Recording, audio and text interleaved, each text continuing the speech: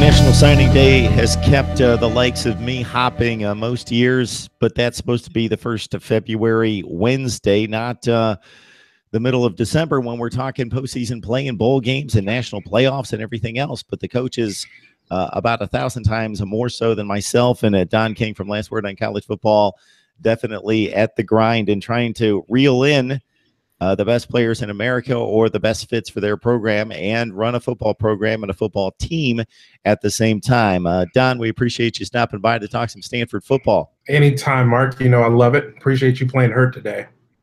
Definitely. Got to do it. It's that time of year. I've got no choice. So when we talk about the Cardinal, and we talked a little bit prior to hitting the record button, of course, the national rankings and so forth that don't apply nearly as much as they do with a lot of top-end programs. And number 50 right now nationally, according to 247 Sports, and number 8 in the Pac-12. So what stands out to you at this point? Well, there are a couple of things to keep in mind. One, the 2017 team is young. It's still really young. I have to believe that for his own health and financial future, Bryce Love will come out. And there are a couple other guys that are going to be missed. Harrison Phillips will be moving on. There are a couple of other folks who may even leave early from that stellar defensive secondary.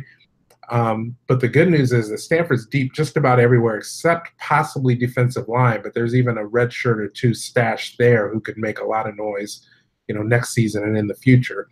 So there aren't a ton of holes. KJ Costello's got 1 year under his belt now. He's got 3 years of eligibility remaining. Probably at least 2 more on campus, so that looks good. And the folks that Stanford did get signed today have some promise. There are a couple of studs in this class.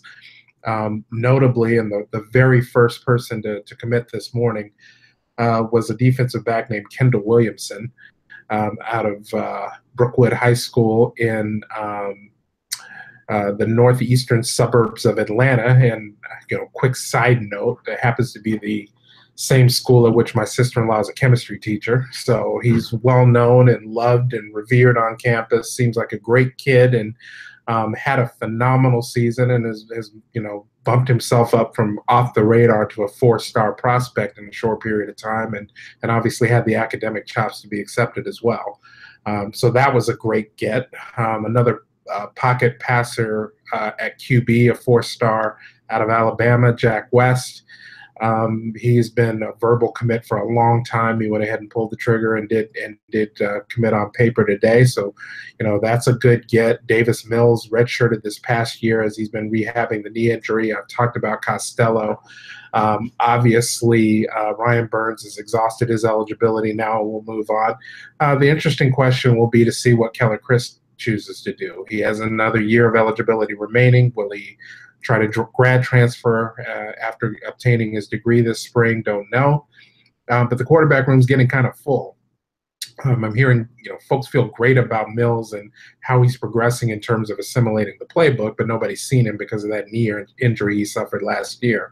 So now add Jack West to the mix, probably to redshirt in his first year, and Costello with another year or two. Stanford looks good at QB. Couple of additions on the defensive line. Thomas Booker, a 4-star defensive tackle, was a good get. Hearing very impressive things about that young man, and it's one of those things that you have to feel good about getting somebody of that caliber. I believe he played in Maryland, if I remember correctly. And he's supposed to be an absolute stud. And there's also a very strong defensive end. He's 3-star rated, Andres Fox. He was coveted by a few other programs as well. He's a little thin. I think he's probably going to need a year in Shannon Turley's strength and conditioning program, bulk him up a little bit. But it sounds like he's got the size and the frame, to do some damage at the defensive end position as well.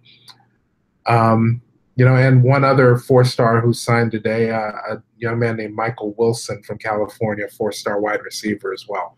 So, it kind of hit all the major need areas. Apparently, the linebacking core is still stocked.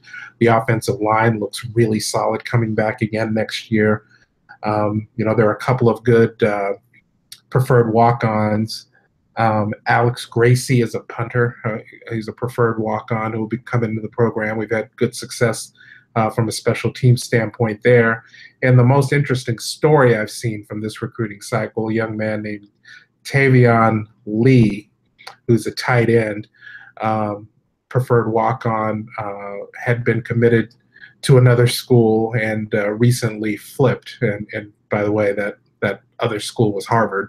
But he got into Stanford as a preferred walk-on and, got a package, the financial package would make everything work for him, and, chose to play top-notch football in addition to getting a very strong education.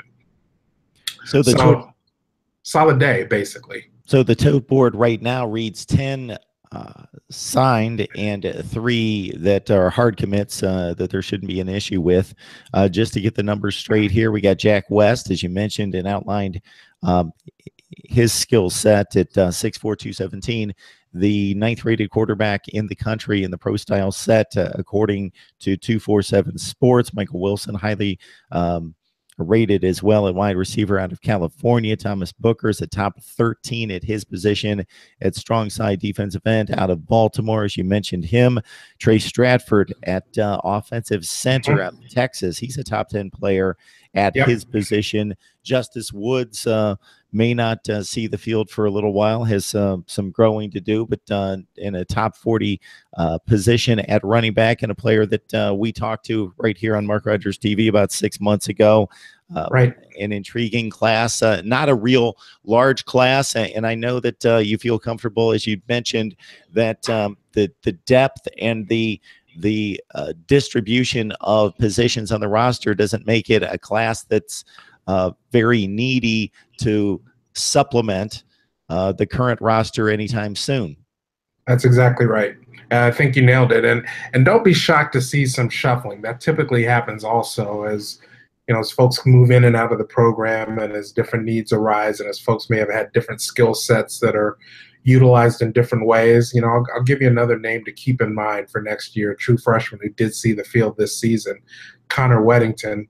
Don't be shocked to see him in the backfield if Bryce Love does decide to go pro this year. And obviously, Love will be coveted. I can't tell you he'll be a top 10 pick like McCaffrey was, but I can't see him slipping outside the first round were he to decide to come out. But don't be shocked to see Weddington, kind of fill that McCaffrey/Love role. May not be the feature back that either of them have been, at least not as a true sophomore next fall. But the kid's got a lot of speed, and he's got running back skill in addition to his pass catching ability. Don't be surprised to see him slide to the backfield versus, playing on the outside as he did in his true freshman season.